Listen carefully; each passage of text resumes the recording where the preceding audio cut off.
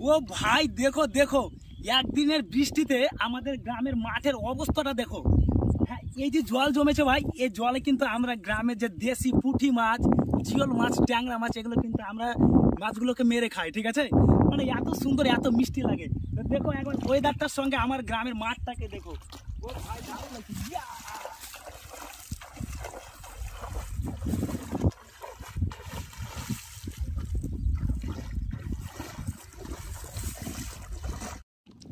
ও ভাই দেখো দেখো, একদিনের বৃষ্টিতে আমাদের গ্রামের মাঠের অবস্থাটা দেখো।